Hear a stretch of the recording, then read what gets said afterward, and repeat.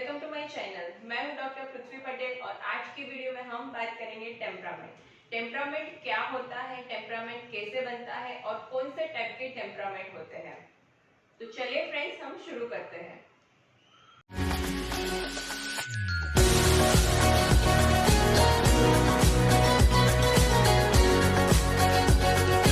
Temperament, तो temperament क्या होता है? टेम्परामेंट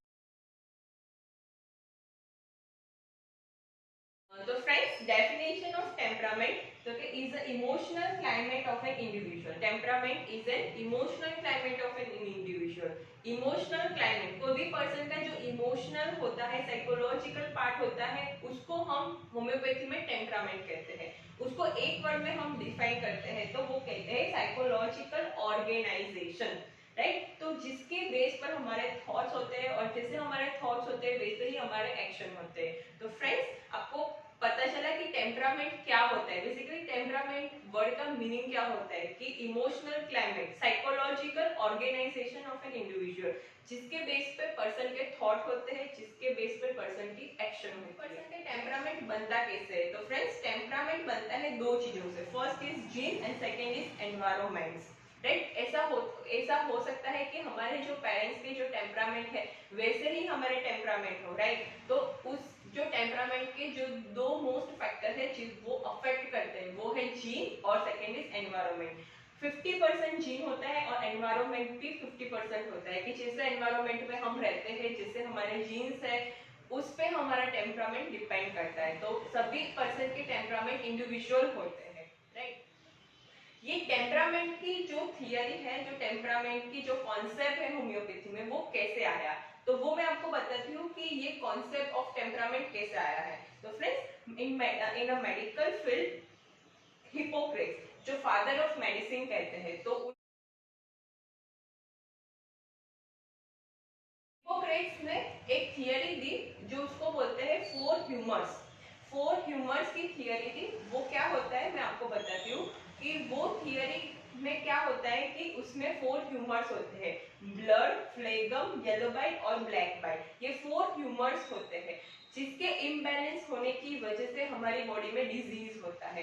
ये थियरी बहुत ज्यादा रिस्पॉन्सिबल है ये टेम्परामेंट का कॉन्सेप्ट लाने के लिए। राइट, तो उसी तरह से जैसे आयुर्वेदिक में बोला जाता है कि हमारी जो बॉडी है, तो body is made up of four elements, earth, fire, water और एयर। उसी तरह से जो टेम्परामेंट होते हैं वो भी फोर टाइप के होते हैं। फर्स्ट इज सैंग्वाइन, सेकंड इज कॉलेरिक और बिलियस, थर्ड इज मेलंकोलिक और नर्वस और फोर्थ इज फ्लेगमेटिक। राइट, ये जो फोर टाइप है वो मेनली फोर टाइप्स के टेम्परामेंट होते हैं। और भी इरिटेबल है, लिम्फेटिक है, वैसे सब टाइप होते हैं, but mainly four types of temperament होते हैं, सैंग्वाइन, कॉलेरिक और बिलियस, नर्वस और मेलंकोलिक। और लास्ट टाइप के जो टेम्परामेंट होते हैं उसमें मैं one by one video upload करूंगी, तो आप जरूर देखिएगा, बहुत ही ज्यादा इंटरेस्टिंग और इंफॉर्मेटिव होगी। देखते हैं कि ये टेम्परामेंट का जो कॉन्सेप्ट है होम्योपैथी में वो कितना इंपॉर्टेंट है।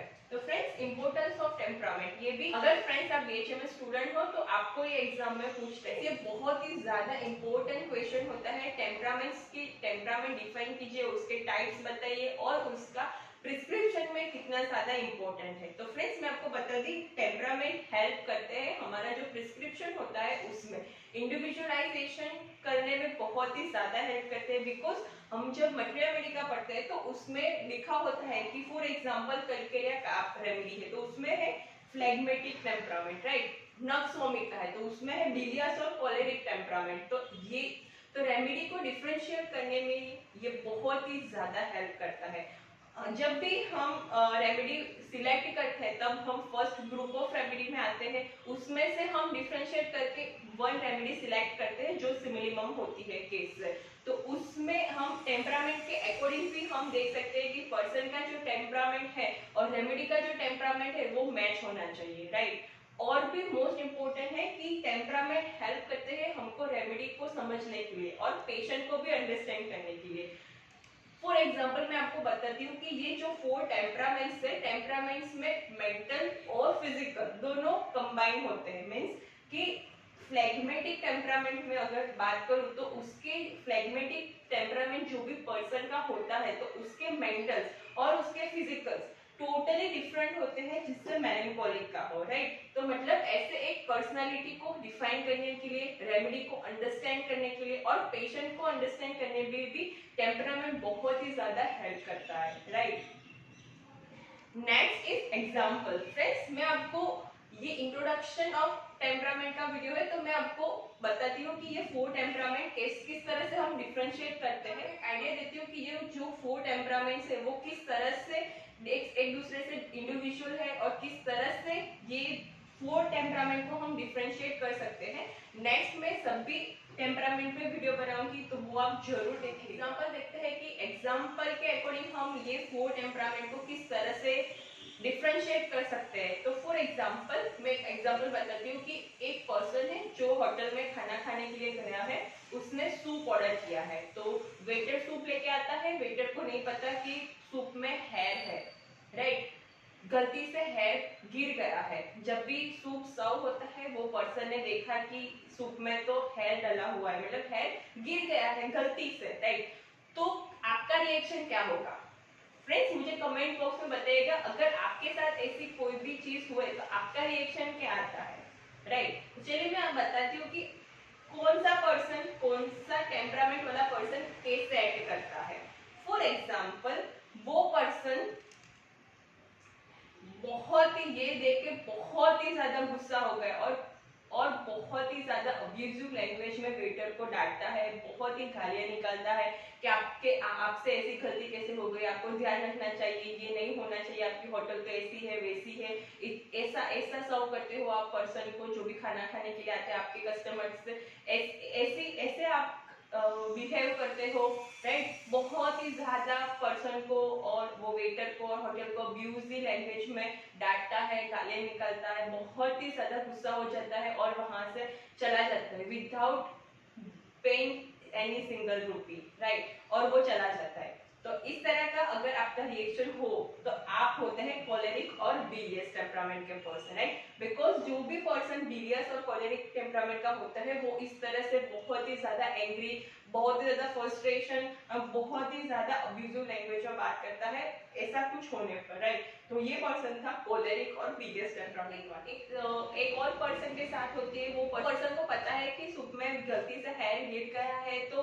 वो वेटर को कुछ भी नहीं कहता, सिर्फ पैसे देकर वहां से वो चला जाता है और कुछ भी उसको कुछ फर्क ही नहीं पड़ता, वो हैप्पी होके वहां से चला जाता है। ना उसने वेटर से कुछ कहा, ना किसी से कुछ कहा, वो हैप्पी होके वहां से चला जाता है, राइट। तो इस तरह का जो रिएक्शन वाले पर्सन होते हैं तो उसको हम सैंग्वाइन टेम्परामेंट बोलते हैं। मतलब इतने ज्यादा फ्री माइंड के होते हैं, क्यों उन्होंने बोला कि क्या हो गया, गलती से गिर गया होगा, उसमें क्या गुस्सा करने का। वो बोलते हैं कि इसमें क्या होगा, गलती तो कोई किसी से भी हो सकती है, उसमें क्या है गुस्सा करने का, कोई फर्क नहीं पड़ता। लाइफ इज सो ब्यूटीफुल, सो हम क्यों बर्बाद करें ऐसी थिंग में कि गुस्सा करने में, राइट। तो वो वहां से हैप्पी होकर चले जाते हैं और कोई और दूसरी होटल में चले जाते हैं सूप पीने के लिए, राइट। तो इस तरह का जो रिएक्शन होता है वो सैंग्वाइन टेम्परामेंट वाले पर्सन का होता है, राइट।